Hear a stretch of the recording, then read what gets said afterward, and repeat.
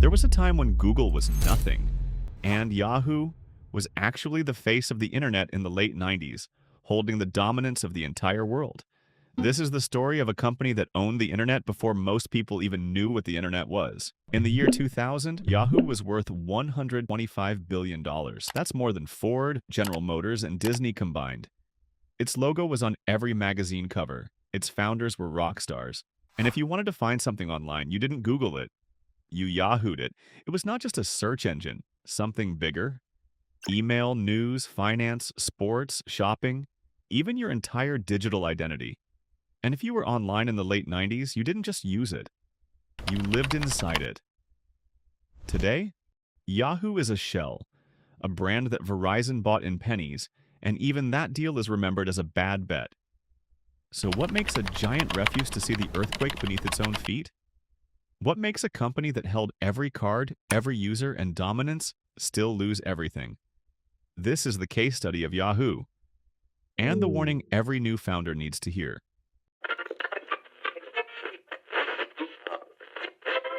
January 1994. Two broke grad students, Jerry Yang and David Philo, are locked in a rusty trailer on campus. Their PhD theses? Abandoned. Their obsession? This chaotic new thing called the World Wide Web. And their biggest problem?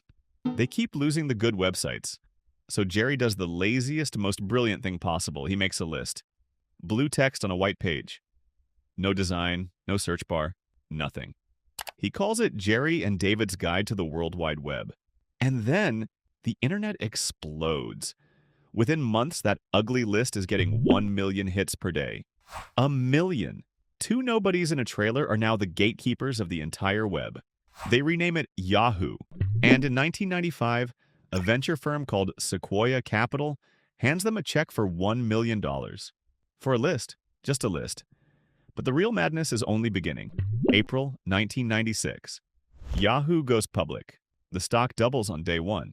Jerry Yang, the kid who couldn't speak English when he landed in America at age 10, is suddenly worth $150 million. David Philo, the quiet engineer who still codes in his socks, is right there with him. Their office?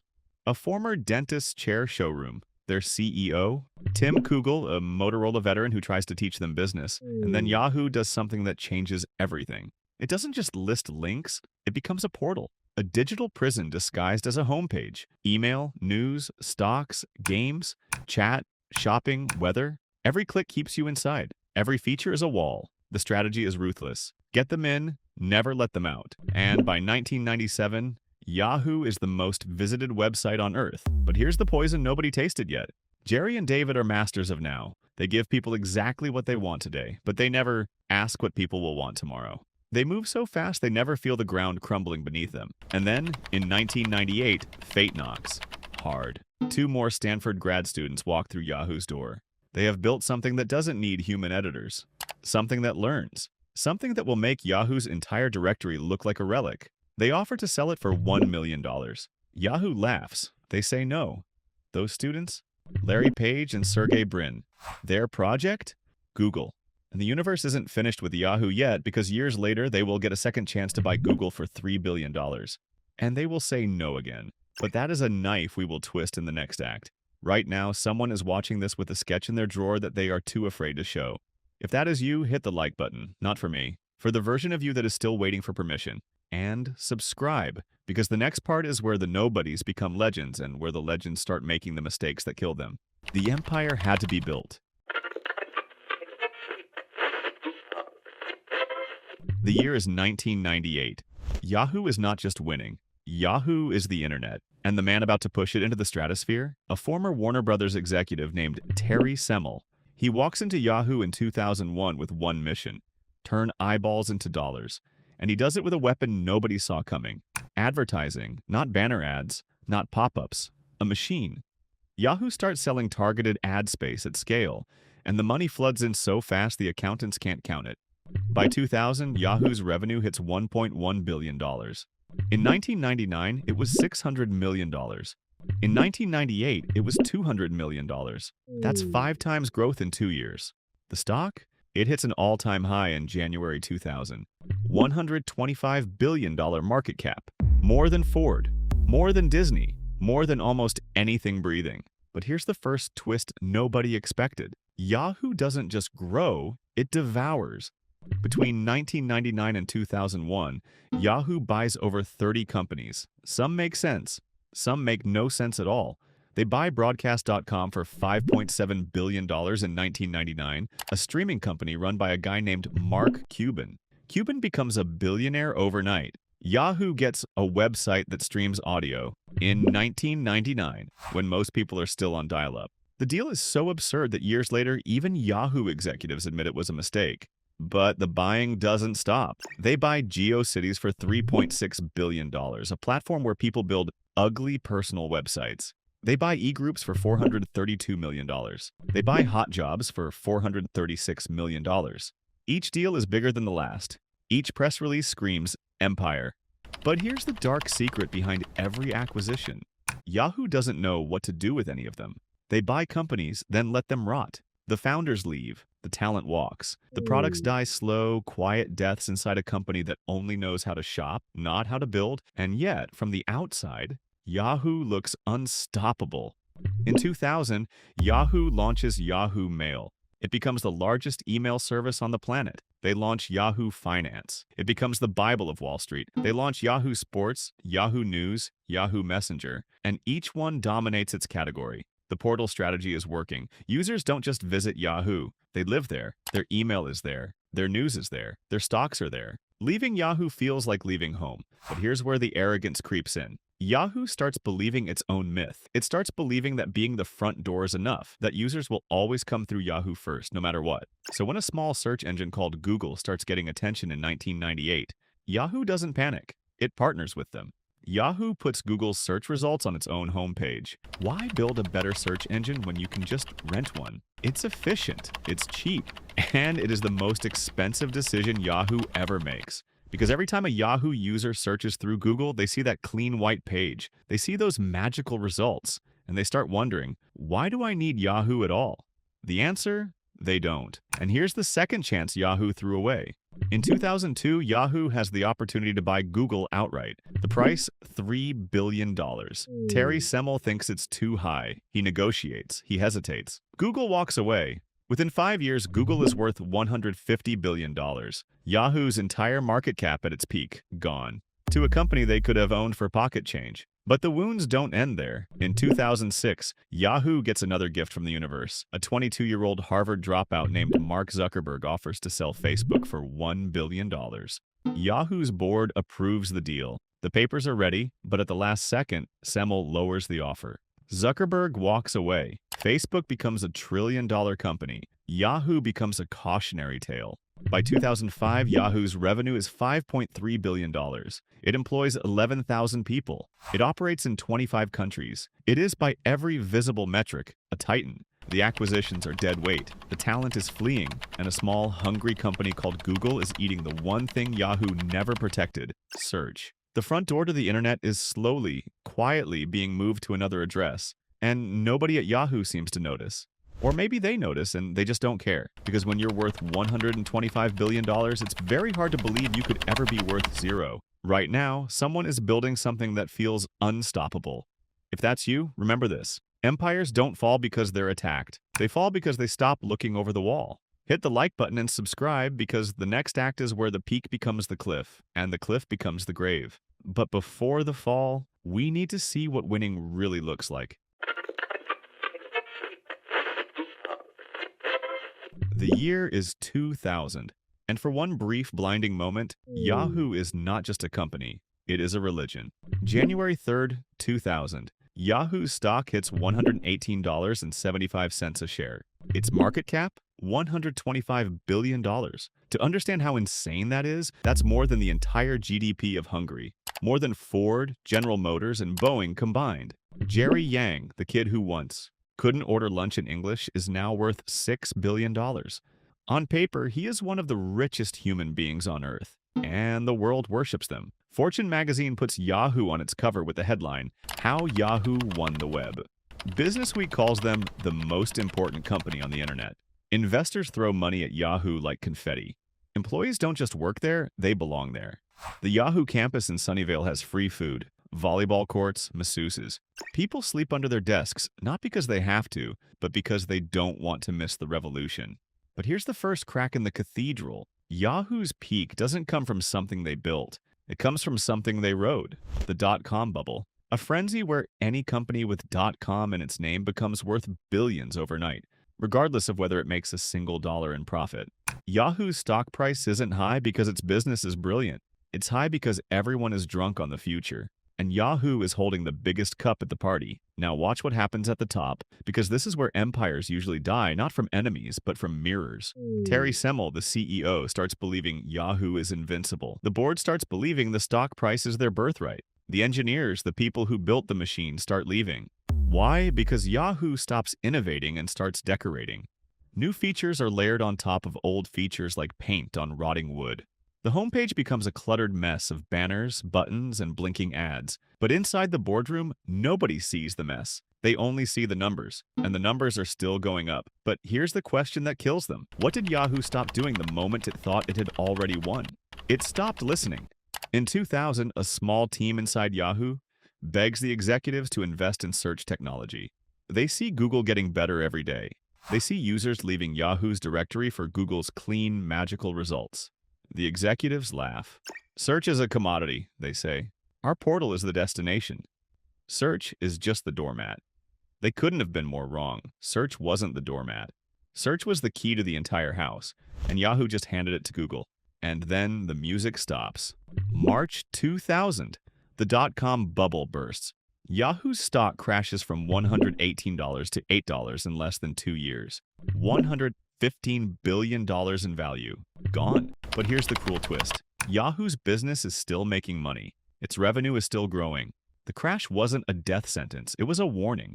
A warning Yahoo chose to ignore. Because instead of rebuilding, Yahoo does what failing giants always do. It buys more things. It hires more people. It throws more features at the wall. Anything to feel like it's still moving. But the truth is buried under the rubble. Yahoo peaked in 2000, and it spent the next decade pretending it didn't. Right now, someone is watching this from a company that just had its best quarter ever. If that's you, ask yourself, what did we stop doing the day the numbers looked perfect? Hit the like button if that question just crawled under your skin. And subscribe, because the next act is where the disease gets a name, and the name is hubris. But first, let me show you the exact moment Yahoo signed its own death warrant. The date is January 2008, and the man about to walk through Yahoo's door is not a savior. He is a diagnosis. Steve Ballmer, CEO of Microsoft, picks up the phone. He offers $44.6 billion to buy Yahoo outright. That's $31 per share, a 62% premium over what Yahoo was trading at. In cash. Real money. Enough to make every shareholder rich overnight. And Jerry Yang, the founder, the dreamer, the man who built this empire from a trailer, says no. He says Yahoo is worth more. He says Microsoft is undervaluing them. He says the future is bright. The market disagrees. Instantly, Yahoo's stock crashes. Shareholders revolt. Carl Icahn, the legendary corporate raider, launches a proxy war to fire the entire board. And Jerry Yang, the billionaire founder, is forced out of his own company by the end of the year. But here's the twist. The Microsoft deal wasn't the disease. It was the symptom. Yahoo had been dying long before Ballmer called. That phone call just made the rot visible. So let's diagnose the disease. Let's cut this patient open and name every organ that failed. Failure 1. Strategic blunder. Yahoo's entire identity was a portal, a walled garden where users lived, worked, and played. But the internet was changing. It was becoming open. Google gave people a direct line to any website on Earth. Facebook gave people a direct line to each other. Yahoo? It was still building bigger walls while the world was learning to climb over them. They bet everything on keeping users trapped. The world bet on setting users free. Yahoo lost. Failure 2. Cultural rot. By 2008, Yahoo employs 14,000 people. But here's the dirty secret. Nobody knows what anyone else is doing. The company has 45 different business units, each with its own boss, its own budget, its own turf war. Projects are started, killed, and restarted by different teams who never speak to each other. Engineers spend months building features that get scrapped before launch. Managers play politics while competitors eat their lunch. A former Yahoo executive later admitted, "We were a company of fiefdoms. Everyone was a king of nothing." Failure 3. Market blindness. In 2005, Yahoo buys a small photo sharing app called Flickr for $35 million. It's brilliant, it's social, it's the future of how people share their lives online, and Yahoo kills it. They force Flickr users to create Yahoo accounts. They ignore mobile entirely, the very platform that would make Instagram a $1 billion company 6 years later. The same story repeats with Delicious, a bookmarking pioneer, with Upcoming, an events platform, with Broadcast.com, a streaming service before streaming existed. Yahoo keeps buying the future, then burying it in the past. They didn't fail to see the future. They bought the future, and then they strangled it. Failure 4.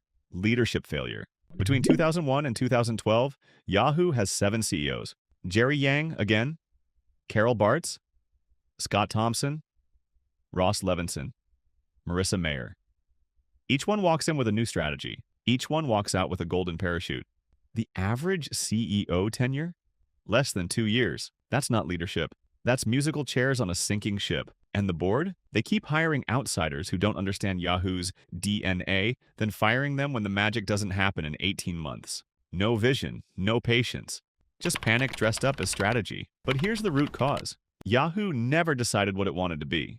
A search company, a media company, a tech company, an advertising company, a social network. They tried to be all of them, and they became none of them.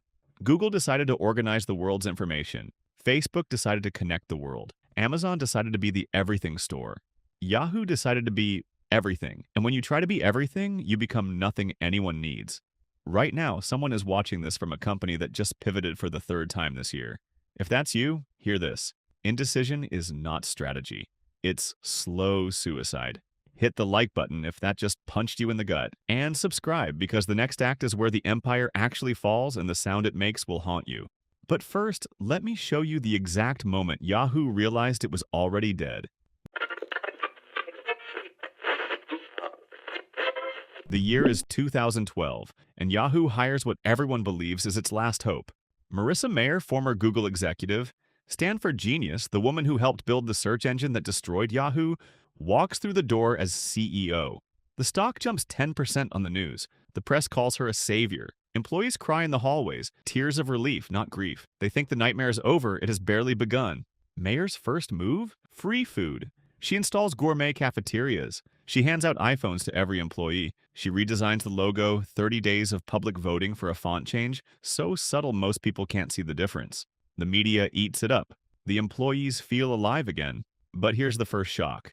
None of it matters. While Mayer is choosing between purple shades, Yahoo's core business is bleeding to death. Display ad revenue, the lifeblood of the portal, drops 7% in her first year. Search revenue? Already handed to Microsoft in a deal that guarantees Yahoo pennies while Google collects dollars.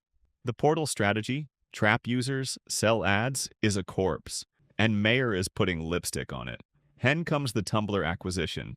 May 2013, Mayer pays $1.1 billion for a blogging platform filled with teenagers posting GIFs and poetry. Tumblr will make us cool again. The board approves it. The press calls it bold. 2 years later, Yahoo writes down Tumblr's value to zero. $1.1 billion gone. Not because Tumblr failed, because Yahoo had no idea what to do with it. They inherited users who hated everything Yahoo stood for, and they watched both slip through their fingers. But the real tragedy isn't Tumblr. It's what Yahoo didn't buy. In 2013, Mayer has the chance to acquire a rising video platform called Snapchat. The price? $3 billion. She passes. Snapchat becomes a $100 billion company. In 2014, she could have bought a fast-growing messaging app. She doesn't. Yahoo keeps saying no to the future while its present collapses around it. And then the numbers become undeniable. 2014, Yahoo's revenue is flat. 2015, it drops 8%. The stock. It only stays alive because of a single investment Mayer had nothing to do with, a 15% stake in Alibaba, the Chinese e-commerce giant, bought years earlier for $1 billion. That stake is now worth $40 billion. Yahoo's actual business is worth less than nothing. The market values Yahoo at negative $10 billion if you subtract the Alibaba shares. Think about that. The company is worth more dead than alive. December 2015, Mayer announces a mass layoff. 1,700 employees, 15% of the workforce fired before Christmas. A former engineer tweets, "I spent 10 years building this place. Today they told me to pack my desk in a box and leave by noon." The cafeteria was still serving free lunch while we cried in the parking lot. It wasn't just a layoff, it was an exodus of faith. July 2016, Verizon agrees to buy Yahoo's core business for $4.8 billion. Not $125 billion, not $44 billion, the price Microsoft offered 8 years earlier. $4.8 billion, a 96% collapse from its peak. But even that deal almost dies. Two massive data breaches surface, 500 million accounts hacked in 2014, 1 billion accounts hacked in 2013, the largest breaches in internet history. Yahoo knew it hid them for years. Verizon slashes the price by $350 million and demands Yahoo absorb the legal liability. Yahoo says yes, because at this point, dignity is a luxury they can no longer afford. June 2017.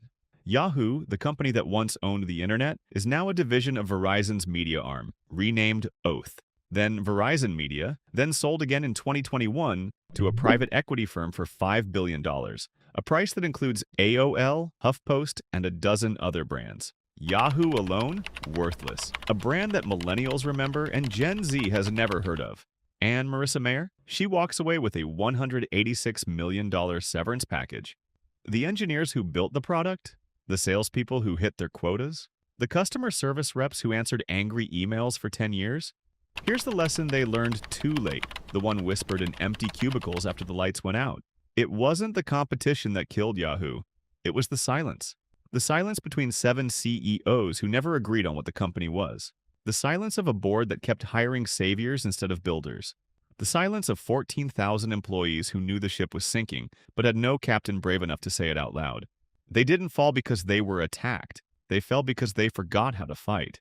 Right now, someone is watching this from a company where the free lunch still flows and the stock still looks fine. If that's you, ask yourself, when was the last time someone at the top told you the truth? Hit the like button if that question just froze your blood. And subscribe, because the final act is where we bury the giant and hand you the shovel to dig yourself out. But first, let me show you what happened when they tried to wake the dead. After the fall, there is always the dream of resurrection. And Yahoo had 3. Revival 1, the pivot to content. Under Verizon, Yahoo tries to become a media company. They hire journalists, they launch original shows, they throw money at celebrity partnerships like a gambler chasing a losing streak. The problem? They are not Netflix. They are not BuzzFeed. They are a brand that Gen Z has never heard of, trying to sound cool at a party where nobody remembers their name. The content strategy hemorrhages money for 3 years. Then Verizon quietly shutters most of it. Revival 2, the Apollo buyout. In 2021, a private equity firm called Apollo Global Management buys Yahoo along with AOL for $5 billion. Their plan? Strip it for parts, cut costs, squeeze the remaining ad revenue. Treat a once great brand like a rental property with a leaky roof. They install a new CEO. They talk about returning to roots. But the roots are dead, the soil is poisoned, and no amount of press releases can bring back what arrogance killed. Revival 3, the fantasy of relevance.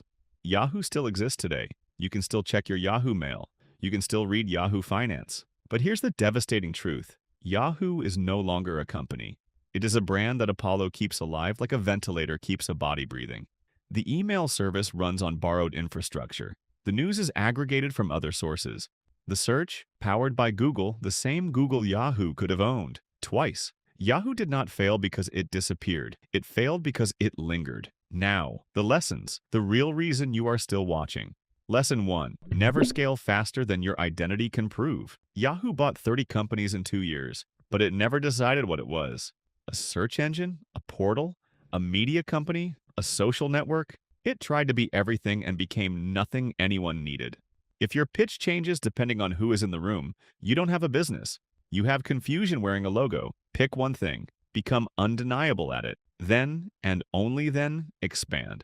Lesson 2. The warning you ignore today becomes autopsy tomorrow. In 1998, Yahoo employees warned executives about Google. In 2005, they warned about social media. In 2008, they warned about mobile. Every warning was dismissed. Every dismissal was fatal. If someone on your team is screaming about a threat and you call them paranoid, you are not a leader. You are a passenger on a plane ignoring the engine fire. Listen to the dissenters. They are usually the only ones seeing clearly. Lesson 3. Never confuse market timing with genius. Yahoo's $125 billion peak was not a reflection of its brilliance. It was a reflection of a bubble. When the bubble popped, the genius evaporated because there was never any genius beneath it. If your revenue is growing but you cannot explain exactly why customers choose you over everyone else, you are Yahoo in January 2000, riding a wave that will crash. Find your real competitive advantage before the tide goes out. Lesson 4. The founder's ego is the silent killer. Jerry Yang said no to Microsoft for $44.6 billion because he believed his company was worth more. Marissa Mayer spent $1.1 billion on Tumblr because she believed she could make Yahoo cool again. She couldn't. If you are making decisions to prove something rather than to build something, you are not running a business. You are running a therapy session with shareholders. Check your ego at the door or watch it burn down everything you built. Yahoo was not killed by Google. It was not killed by Facebook or Amazon or Apple. It was killed by the silence between its own walls, the silence of leaders who stopped asking hard questions, the silence of a culture that celebrated being first more than being right, the silence of 14,000 people who watched the empire crumble and never heard anyone say the word stop. They were the front door to the internet, and they forgot to lock it behind them. The giants don't fall because the world moves on. They fall because they stop moving with it. Smash that like button if this story just saved you from a mistake you didn't even know you were making. Share this with the person who is about to sign a lease, hire their first employee, or bet everything on a dream, because they need to hear this before they sign their name. Subscribe right now, because the next fallen giant is already making the same fatal error. We will expose it, we will break it down, and we will hand you the lesson before you pay the price. Do not let them replace your pencil. Subscribe before the spreadsheet does.